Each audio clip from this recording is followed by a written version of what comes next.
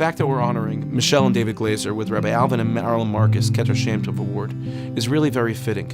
And that Rabbi Marcus was always focused on the children of our shul. He recognized that the children were the future. The children were not only the future of the community, but the children was the future of Am Yisrael, the Jewish people. And it was most important for Rabbi Marcus that the shul felt like a second home to our children. How fitting is it that the person who greeted our children for years when they came from their homes into their second home was that smile of Michele Glazer. I started out with the 2s, then I worked in the 3s, and then I became the director after 8 years of teaching. One of the things that always strikes me about Michele is no matter when you see her, she has a big smile on her face. As a parent, it was amazing being able to experience it firsthand from the minute that Michele opened the doors in the morning with a huge smile on her face, greeting our children as they walked in, and being able to experience that as a parent of a child in the nursery school. And now for the past year, having worked with Michele behind the scenes, her love and dedication to the nursery school and to the children of the nursery school is unparalleled. I think that I was very fortunate because I looked forward every day to going to work.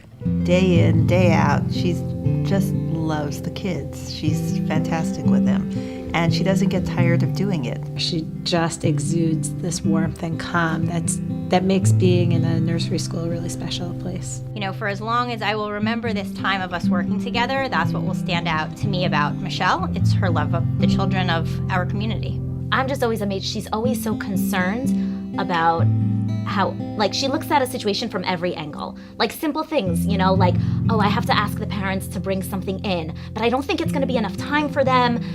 What should I do? Should I write them a letter? Should I, you know, like she just really tries to look at everything from every angle. She's just so caring.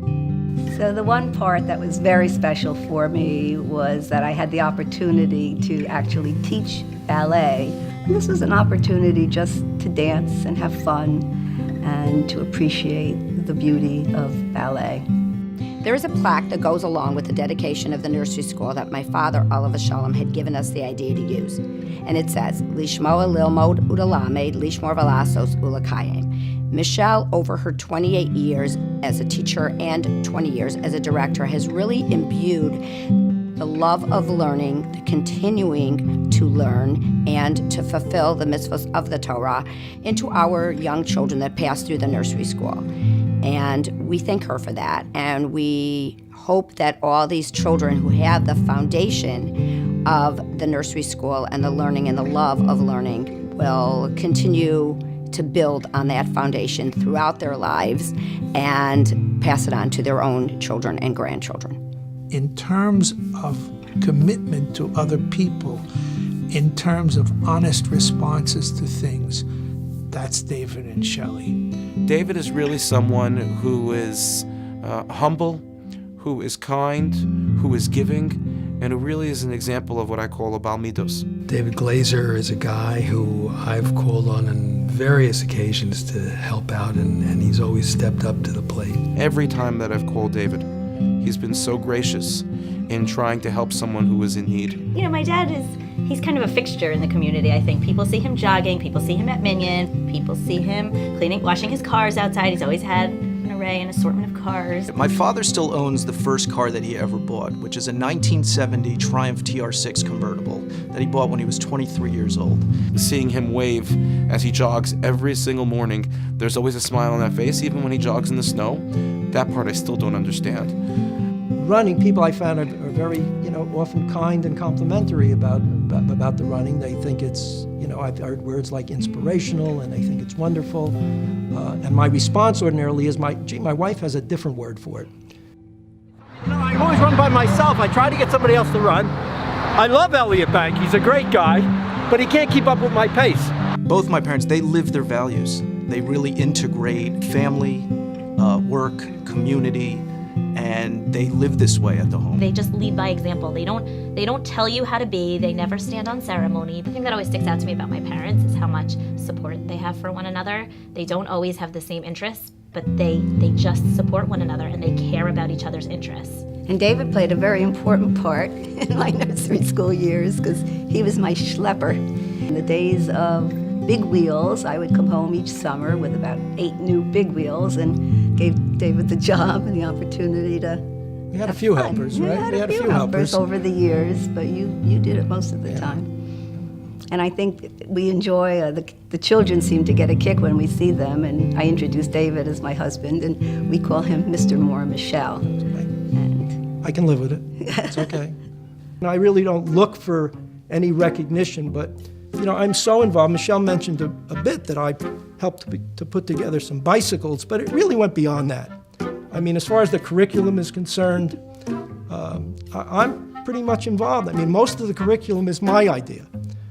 She instituted this year mandatory 1 hour a day that the children have to watch Fox News, for example.